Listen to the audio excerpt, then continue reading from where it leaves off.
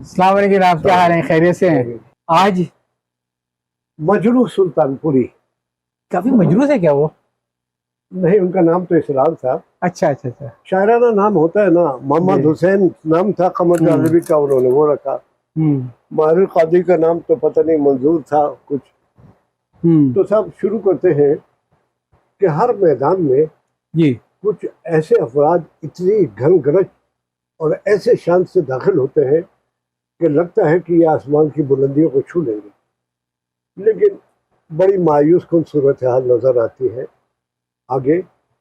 بقول اعجاز رحمانی کے وقت نے ایسی کروٹ بدلی، خواب سنہرے ٹوٹ گئے۔ خواب سنہرے ٹوٹ گئے، یعنی جس آہنگ اور جس بلند پائے معیار کی شاعری سے ابتدا ہوئی تھی، برسوں کے بعد کچھ مجبوریوں کے باعث وہ اعلیٰ معیار قائم نہ رہ سکا۔ یہ الفاظ مجروح سلطان پوری پر صادق آتے ہیں۔ وجہ فلمی دنیا سے وابستگی، اچھا، اور جاہل اور شاعری کی ابجد سے ناواقف ہدایت کاروں اور فلم سازوں اور موسیقاروں کی فرمائشوں پر ایسے ایسے گیت لکھنے پڑتے ہیں کہ معیار گر گیا شاعری کا، شاعری کا بیڑا غرق ہو گیا۔ پوئٹری آن ڈیمانڈ، وہ ایسی صورتحال ہوتی ہے کہ نہ جائے رفتن نہ پائے ماندن۔ ڈائریکٹر کو آئٹم گرل کو سامنے رکھ کے کہے نا یہ والا لکھو گا۔ اس طرح کے واقعات ایک مثالی کافی ہے۔ جی جی جی، قتیل شفائی کا برسوں پرانا گیت مشہور ہے جو گھنگرو ٹوٹ گئے۔ جی، مجھے آئی نہ جگ سے علاج، میں اتنا نزور سے ناچی آج کے گھنگرو ٹوٹ گئے۔ تو قتیل شفائی کی جو آپ بیتی ہے اس کا نام بھی گھنگرو ٹوٹ گئے۔ جی جی جی جی جی، کہ مجروح صاحب نے ان کا ایک گوت، یہی گیت گھنگرو ٹوٹ گئے، یہی مکھڑا رکھ کر کے اور آگے تھوڑی سی تبدیلی کر کے استعمال کر لیا فلم کے لیے۔ جب گانا فلم میں آ چکا تو حمید اختر کون تھے؟ ترقی پسند ادیب تھے۔ جی جی جی، آج کل 40 سال سے ٹی وی پر پہ جو جلوہ آ رہا ہے، صبا حمید کے والد، جی، صبا حمید سمجھ گئے نا۔ اور شوہر ان کے تو آج کل عباس، کیا نام ہے، وسیم عباس ہے۔ نہیں حمید اختر کن کے شوہر سے؟ تو حمید اختر گئے بمبئی، تو انہوں نے یہ گانا سن کے کہا یہ تو قتیل شفائی کا گیت ہے۔ تو انہوں نے کہا کہ بھائی ان سے کہنا کہ ہمارے پروڈیوسر نے تمہارے گھنگرو ہمارے سر پہ مار دیے ہیں، اب اس کا کینڈل نہ کچھ ہو نہیں سکتا۔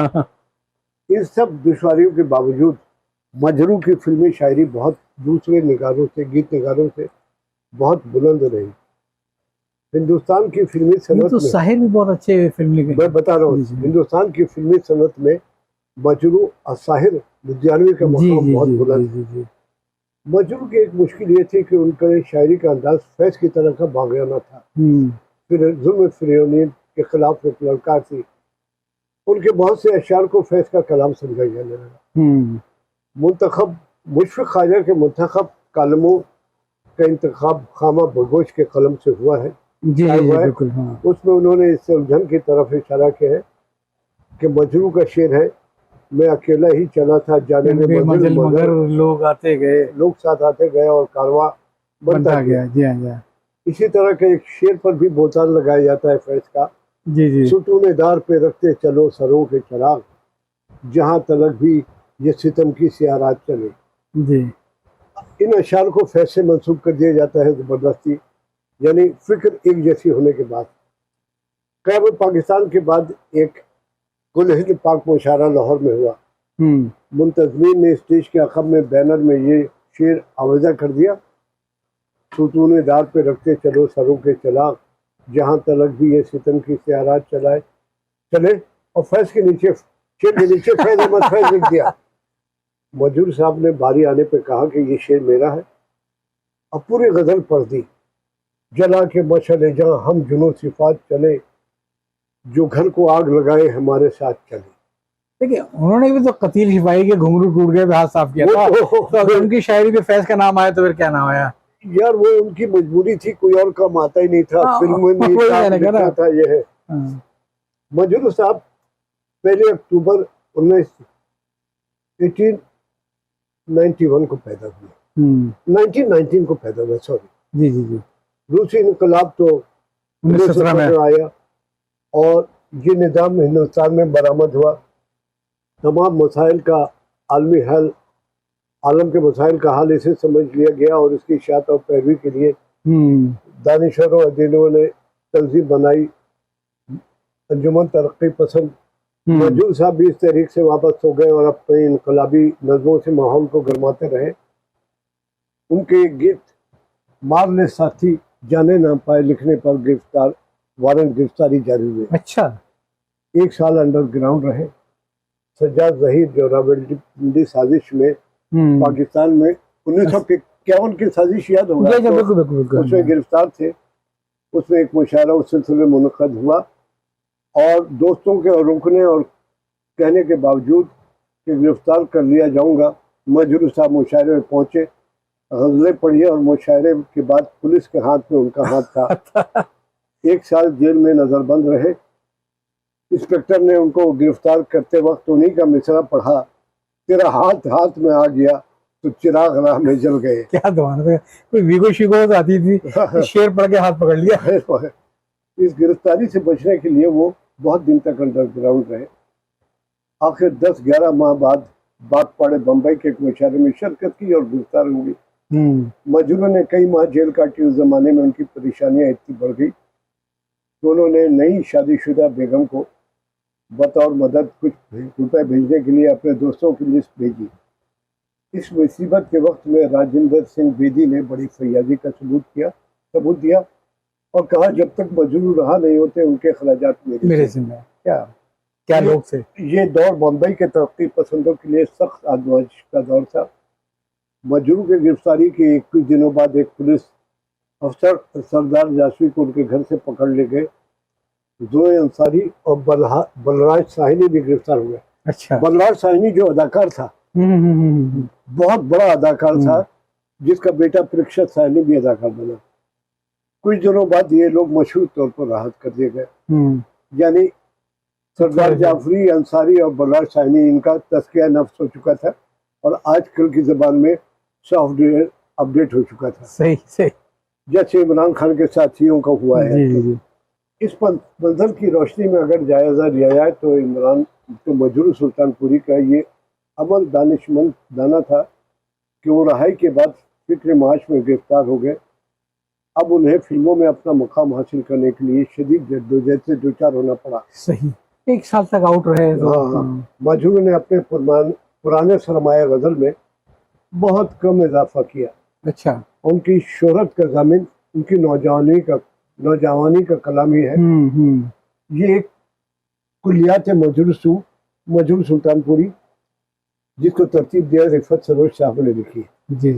वो कहते हैं कि थाने में और उसके बाद जेल में कहा गया कि सॉरी कह दो तो छोड़ देते हैं। हाँ। इन्होंने कहा सॉरी कहने का मतलब है कि अपने सारे किए हुए कारनामों को कलअदम करार दूं, ये मुझे मंजूर नहीं है। आप जहाँ चाहे रखें, सॉरी कहना बुज़दिलों का काम है।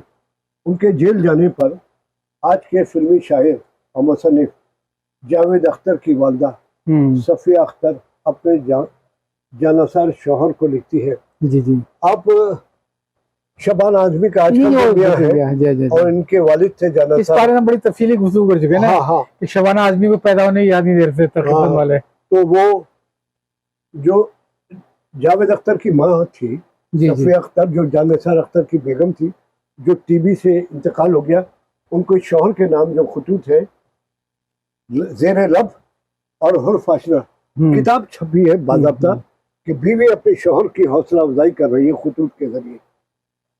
तो वो लिखती है अपने शौहर को कि सुना है मजरूह गिरफ्तार हो गए हैं, मिलना तो दुआ कहना। इससे जाहिर हो रहा है कि वो उनसे बड़ी थी। और उसे उसी का शेर सुना देना। कौन सा?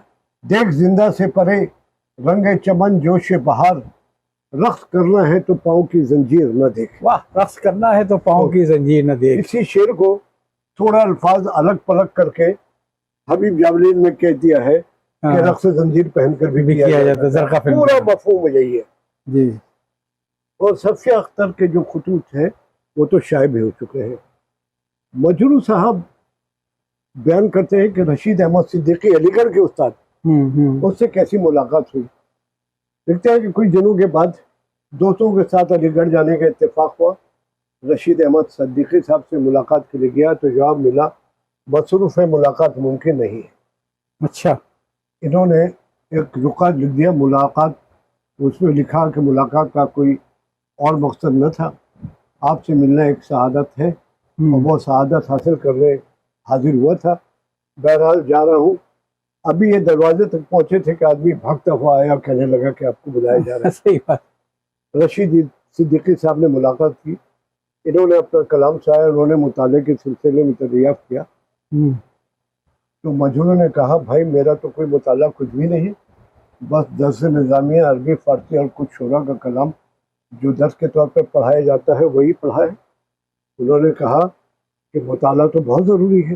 انہوں نے کہا سلطان پور میں تو مطالعے کی کوئی شکل ہے ہی نہیں۔ پھر تھوڑی دیر خاموش رہے اور کہا آپ علی گڑھ آ جائیے۔ اچھا، مجرو نے کہا صاحب میں غریب آدمی ہوں، علی گڑھ کس طرح ہوں، میں تو میٹرک پاس بھی نہیں ہوں، کہاں کماؤں، کیسے رہوں گا۔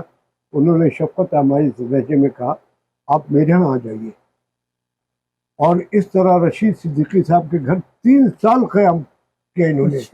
3 سال ان کے گھر میں رہے مطالعے وغیرہ کے لیے، اور یہ 3 سال ان کو وہاں ٹھہرے۔ وہ میدان میں اس گھن گرج اور ایسی شان سے داخل ہوئے۔ بہرحال لیکن صورتحال آگے باقی نہ رہی۔ بعض جس بلند اور معیار کی شاعری سے ابتدا ہوئی تھی، برسوں میں مجبوریوں کے باعث وہ معیار کا نہ رہا۔ یہ الفاظ مجہول سلطانی پہ سارا دکھاتے ہیں کہ وہ قائم نہ رہا۔ وجہ فلمی دنیا سے وابستگی اور جاہل اور شاعری کے ابجد سے واقف لوگوں کی فرمائش پر گیت لکھنے پڑے کہ شاعری کا بیڑا غرق ہو گیا، مطلب مزدوری کرنی شروع کر دی، شروع کر دی۔ تو اس وقت تخلیق تو ختم ہوگی نا، کمرشل ریکوائرمنٹ تھی۔ ریکارڈ